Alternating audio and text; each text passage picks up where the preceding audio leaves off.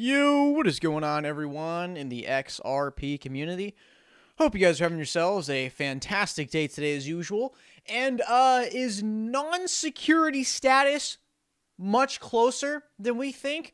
Let's go ahead and talk about that because some interesting things have transpired over on the XRP community Twitter. All coins today in the top 10 really aren't doing too much. I'd even go as far to say the top 20 coins are really all not doing much. Say we kind of have this odd stillness consolidation day where really none of these coins are moving, but they're all consolidating. XRP, very, very tight coiling consolidation on the daily. I do believe that will turn into an aggressive buy for the whales. So, first order of business. Right here, Brad Garlinghouse officially congratulating Gary Gensler. He says, congrats to Gary Gensler. We're ready to work with the SEC leadership and the broader Biden administration to chart a path forward for blockchain and crypto innovation in the U.S. So it is now official. Gary Gensler is going to be the new chairman of the SEC with the Biden administration, which will be coming in on January 20th on Inauguration Day, which oddly enough, that is the exact date when the 4-hour symmetrical triangle on XRP does end. It ends exactly on the 20th. So very good stuff there. Now, Gensler in the past, about 2-3 years ago, has said he does, kind of think it's a currency. However, this guy does have a very, very deep understanding of the dynamic between Ripple, the company, and XRP, the currency, and even, used it as an example and, stated it was a currency and cited how it flows between two fiat currencies and it functions as a currency and not as a security. Because really, can you move securities across borders in 3 seconds? I don't think so. I don't think securities can do that. That sounds more like a currency. So, guys, here's what's weird, and this is the whole reason why I'm saying that, hey, look, is non-security status closer than we think? So, valued XRP community member, Leonidas, comes out on Twitter today and says Jed's taco stand has paused XRP sales ever since the SEC lawsuit was official. After 25 days of no sales, 28.6 million XRP was sold today, and this clearly got some attention on Twitter, and I had to take a look at this for myself on BitHump. If you want to go ahead and see it for yourself, just type in BitHump taco stand on Google. It'll be the first thing there to click on. So this is Jed's XRP wallet. He's one of the co-founders of Ripple, the company, and I believe he did actually help create the XRP ledger alongside David Schwartz and Arthur Brito. And again, all things turned sour. Like it was some weird shit, dude. Like his freaking Ripple wouldn't hire his girlfriend or something, and it started a little dispute, and then he got a little wishy-washy and then decided to bail. But, he does sell XRP daily, but they have it to where it's only a certain amount of his bags per day that he can sell, and it's actually spread out throughout the day, so it doesn't have any, serious negative effect on XRP price action, even with him continuing to sell. So we had this whole 25-day streak of him not selling.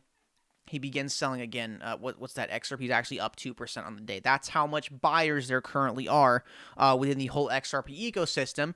And, with our total volume compared to what Jed's selling is really, really not all that much. People always like to say, like, oh, founders dumping. But it's like, dude, when you're like less than 1% of the total XRP volume, and they have to spread out the XRP sales throughout the day to make it even, really not having that much effect. And this guy wants to go ahead and sell all his XRP and let holders accumulate it at low prices before it takes off, all the better. But so here's what happened. You can see his last XRP selling happened on like the day when the SEC lawsuit became official.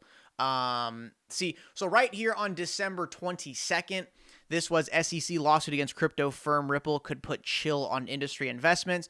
So see, the 22nd was when Ripple, one of the world's most valuable cryptocurrency companies, on Monday disclosed that the SEC plans to sue the company. So on the 22nd, it was Brad Garlinghouse coming out and saying, yes, the SEC does plan to sue us.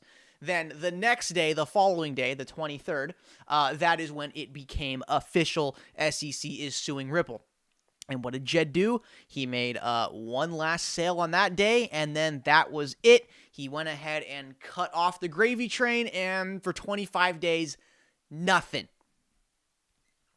Did not sell a thing because I imagine from a legal aspect and this whole lawsuit going down. He's going, maybe this is really not a good look to continue selling because it's all security, and maybe I should wait until this whole lawsuit is settled or until I get some clarity. But here's the thing. Just today, he resumes selling. And now in the past, Jed has, what's it called? He would pause his XRP sales. So then like his other, again, don't quote me on this, but I'm really paraphrasing what I know here. And it's just something like he's got some other charity account where he like pauses the sales on his main account, and then on the other charity account he's does the selling on there for charity. But again, Leonidas has not brought this to our attention. Nobody on the see, like right here, Jed has paused sales in the XRP. Can't talk. Jed had paused his sales in the past to allow a charity he had donated XRP to sell. This time, however, he paused his sales right after the lawsuit. There is no way to know why he resumed. He could have waited for some advice from his lawyers or for a million other reasons. I'm honestly saying right now, he heard something. Somebody told him something. He learned something. And that was, his personal green light to go, okay, you know what? I can continue selling. I'll be pretty fine for the most part. So the lawsuit begins. He cuts off the sales. Just today, he resumes the sales. Jed McCaleb has clearly been made aware of something that would trigger him to go ahead and, I'm going to be fine. Yeah, I'll continue selling. I'm not going to have any legal issues here. So what is it that Jed learned that made him all of a sudden decide to resume XRP sales? That's why I am saying, look, this non-security status, it honestly might be closer than we think. Like, I'm honestly expecting this thing to be resolved in Q2 of 2021 personally, just kind of a conservative prediction, but you never know. It could be, I'm just throwing this out there. I'm not saying it's happening, but you never know. This is the cryptocurrency Wild West. Literally anything happens, and when things do happen, they happen lightning quick, and all of a sudden in a very, very short span of time. So heck, you never know. Maybe this week all of a sudden we get some clarity and they reach a settlement with the SEC. So now, inauguration day on the 20th. We got Brad Garlinghouse congratulating Gary Gensler. I think we got a pretty nice chance here at getting that non-security status very, very soon. And again, very soon could mean freaking tomorrow. Very soon could mean like 3 or 4 months from now. I don't know. But honestly, I do think this non-security status is closer than we think, because all I'm saying is Jed learned something, because his ass got tight and he quit selling once the SEC lawsuit became official. His ass got tight. He cut off the taco stand. He was done. All right, he's going, nah, screw this. I'm trying to mitigate legal issues here. But all of a sudden today, he resumes.